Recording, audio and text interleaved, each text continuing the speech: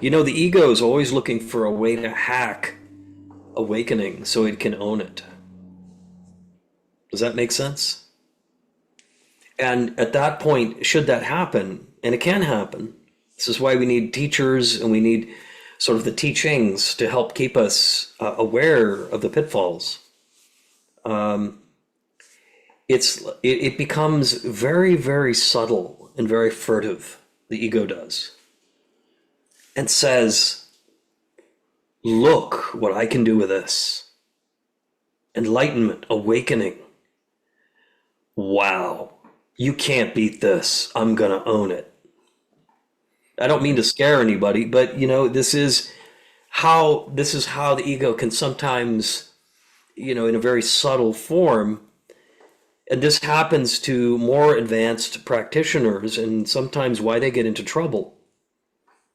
Because there are these residues of self-clinging, of specialness, yeah, that are basically of that stuff of ego that hijack some of it anyway. There's just enough of it. Yeah. And this is why in Buddhism, motivation is so important. Cultivating really the heart of your intention and motivation to eradicate separation or self-cherishing, it's often called self-cherishing, and attending to suffering and helping people realize their own inner nature more than having them realize yours as a teacher. And so, you know, that's not to say Buddhist teachers don't get in trouble. They do just as much as anybody else, apparently. But usually it's when they are outside, on some level, they're outside of the ecosystem. And there's no accountability and that's maybe that's a subject for a different evening. But I think what you're pointing to here by bringing up the 7 factors of awakening is sort of use the word a hack, is that these qualities, and by the way, for those of you who don't know what Peter is talking about here, in the Satipatthana Sutra, the mindfulness teaching by the Buddha, his 10th discourse, he talks at the end about the 7 factors of awakening as sort of a way of seeing that your mindfulness practice has progressed. And it's important that the first 2 of those awakening factors are mindfulness and insight. Basically, mindfulness and vipassana, or vipassana, because that becomes then the ground upon which the other remaining 5 factors become authentic. Without the mindfulness, yeah, that's where the ego can hack the system, if you will.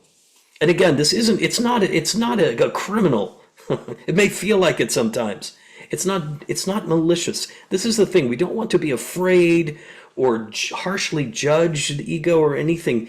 Just like anything else, it seeks to fulfill the fruition of its own form of consciousness. All consciousness does this.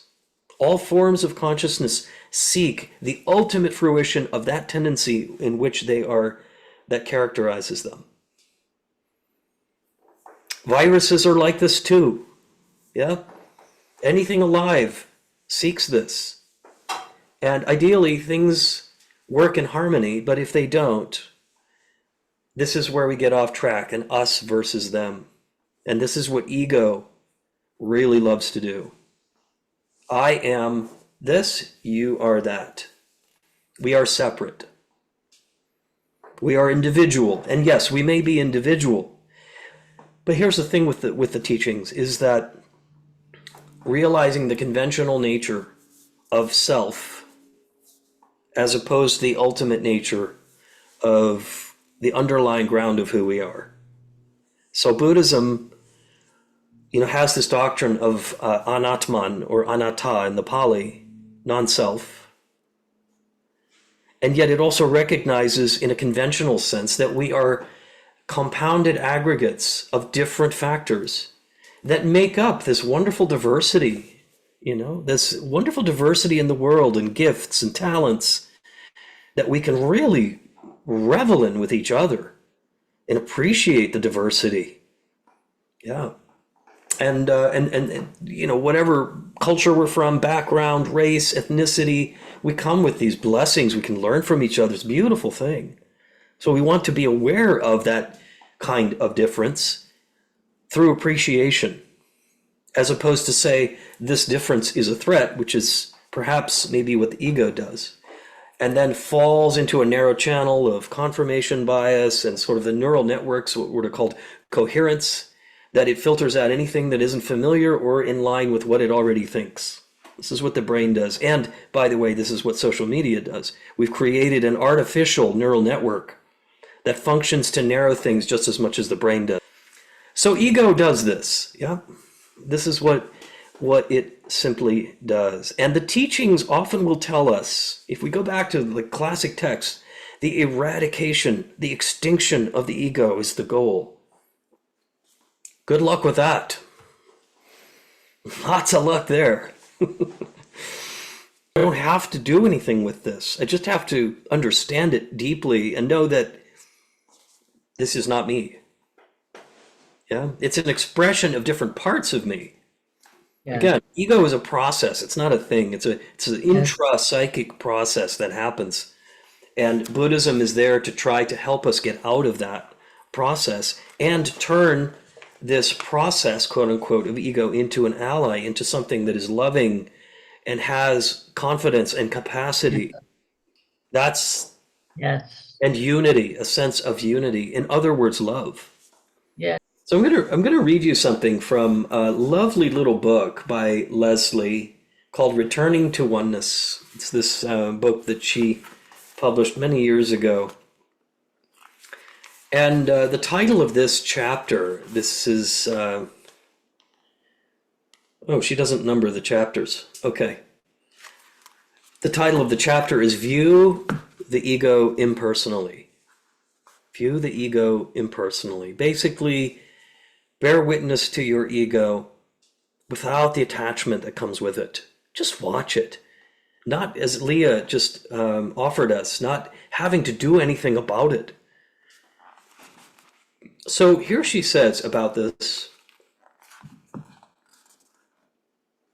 worthy of note is the understanding that we do not lose our unique individuality as we complete our understanding of and graduate from the state where awareness finally enters the heart chakra. So I'll read that again. Worthy of note is the understanding that we do not lose our unique individuality as we complete our understanding of and graduate from the third dimension. I missed that line a minute ago. When awareness finally enters the heart chakra. Rather, we move into a paradigm known as unity in diversity. While retaining our unique individuality, we no longer see ourselves as so special that we feel entitled to exclude all else, having little respect for other species or the rest of creation. And so what she's saying here is, yes, retain your individuality, this sense of unity and diversity, but not at the exclusion of other things. It's what she's saying is about this unity and diversity is there is an aspect of non-duality to this experience. We are unique and individual in a conventional sense, how we are born and conditioned and what genetics and epigenetics and experiences we have and on, right? And yet there is more to the story. Another thing I'll read to you is from the Mahaparinibbana Sutta. This is part of the classical Buddhist text. The Mahaparinibbana Sutta, basically the great final Nirvana Sutra. It's called A Lamp Unto Yourself. So the Buddha is speaking to, who else? Ananda, his faithful attendant and cousin. He says, Ananda, be lamps unto yourselves, be a refuge unto yourselves. Betake yourselves to no external refuge. Hold fast to the truth as a lamp. Hold fast to the truth as a refuge. Look not for a refuge in anyone besides yourselves. And those, Ananda, who either now or after I am dead shall be a lamp unto themselves, shall betake themselves to no external refuge, but holding fast to the truth as their lamp, and holding fast to the truth as their refuge, shall not look for refuge to anyone besides themselves. It is they who shall reach the very topmost height, but they must be anxious to learn. So this could probably be translated a little better, I think. I mean, there's just certain ways I think that I would translate this, but it's fine. It's fine because it's conveying largely the Buddhist teaching that, yes, you have teachers, but it's the Dharma, by truth here. And I probably would have left this term as Dhamma or Dharma. Hold fast to the Dharma as a refuge. In other words, the teachings. The teachings of the path. But we have to be willing to learn. We're in trouble when we think we can't learn anymore about ourselves or about others.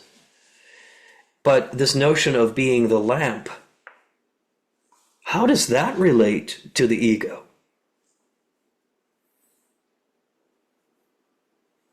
How does that relate to the ego?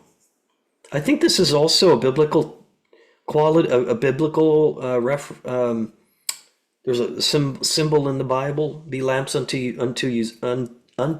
yourselves." Yeah. How can we be a lamp but not be egoic? How can we be true to ourselves, quote unquote, without the ego? Rhetorical question. We don't have to try to answer it. You know, those of you who have studied before with me around some of the teachings of the Four Seals, which we did recently, the notion that all things are just hopelessly impermanent, and hopefully impermanent, in the sense that impermanence also yields new opportunities. But it also means that to the ego, impermanence is extremely threatening. And this is one of the reasons why, you know, it's constantly trying to cling to reification, or like a conceptual knowing of the world and self, that it wants to be permanent and isn't. And when we, not just ego, but through our practice, realize that we are not the thoughts or the identifications or the emotions that we feel. These are experiences, to be sure, that we're having. The ego is left groundless. It's left feeling as if the soil of its reality has now been sort of shoveled away, if you will. And what arises instead is the fear of its own death, the fear of our death. So this is why deconstructing the self is not enough. Because I think it's easy. There are some traditions where it's just about sitting, facing a wall, and just basically wading through and floating through the self as it's constantly reacting against the actual practice of sitting in the first place. And that can happen forever. So deconstructing, quote unquote, the self, meaning seeing it for what it is, requires more than just letting go of the self, but it also requires supportive experiences so that the ego can also realize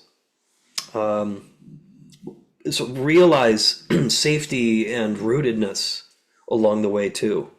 This is one of the ways that we convert ego into an ally on the path. And the way we do that is through love. The way we do that is through love. And when we do sort of encounter this realization that love is that, and we're talking here about big love, what we might call divine love, that it is a unifier. Compassion, that which has us lean into the sufferings of others, why the motivation matters. And when we do the bodhicitta prayer at the very beginning, we're looking at sort of three different qualities. I'm going to pull that up again here just for a moment. Mesmerized by the sheer variety of perceptions, which are like illusory reflections of the moon and water. This is the condition. This is what the ego is doing. It loves glitter. It loves the attractiveness, the appeal of these perceptions, and yet they're not real. They're reflections of the moon and water. They're not the moon itself. So then what is the condition? We end up being lost in samsara because of it. Because we're not seeing the nature of things as they are. And so part of what our aspiration is here is to find clarity. In other words, may they realize that the underlying mind, not this egoic process, is fundamentally bright and spacious. The true nature of mind, what we might call, well, in Vajrayana we call Rigpa, or the clear light. But bare awareness is fine, or the Tathagata. Yeah. And that's the second piece. And then the third piece is all about love. It is about, may I scatter freely the immeasurable love, compassion, joy, and equanimity of the awakened mind, the heart of compassion, the heart of bodhicitta, or the aspirational compassion that leads to awakening. Without love, forget it, right? This is what Mahayana Buddhism is telling us. So part of that is being able to see, as we're sitting in this restful awareness, that it is also that which unifies through the heart. It is really the heart itself. That's the point here. It is non-dual. Suddenly, separation through love, through the heart, separation is eradicated. And we lean in and we see that this suffering I'm experiencing, or this manifestation of ego, is actually universal. It's happening to everyone around me. This is what Leslie means by viewing the ego impersonally. It's not personal. And presence arises to fill that space. This is what meditation is seeking for us. Part of it is cultivating an ego gently through the heart. I think that's the way. And it's as Leslie used to tell us. She used to say, look, if all we were is consciousness, without a structure of any kind, we would be useless. We would be, well, I'd probably be lounging in my bed looking at the ceiling and like, oh, there's no structure. There's nothing, nowhere to channel this in a way that is worldly or useful or practical. So what she used to tell us is, an ego can be simply seen as a structure for consciousness. Nothing more, nothing less. Now, the key here is your structure like stained glass windows, meaning that like in a church or a chapel, it's kind of dark and you have these stained glass windows. The light coming through and this is something I experienced moving to New England, just how many churches have clear glass windows as opposed to the stained glass windows I grew up with, coming from a Lutheran family, these old Germanic churches with beautiful stained glass windows, some of them enormous, especially in Germany where German churches are like cathedrals. But if you shine that up and you allow your ego's structure to be made of clear glass, then you can see through it. It still provides a structure, but it's not filtering the vitality of consciousness through so many attachments and aversions and things. The light is brighter. It's not as murky, and we can see clearly. And so part of it is, what Leslie used to say is like, your ego, it's okay to have one. It's a structure. You want to have a healthy one. And this is, I think, where psychology comes in and says, look, we need healthy egos. Yes.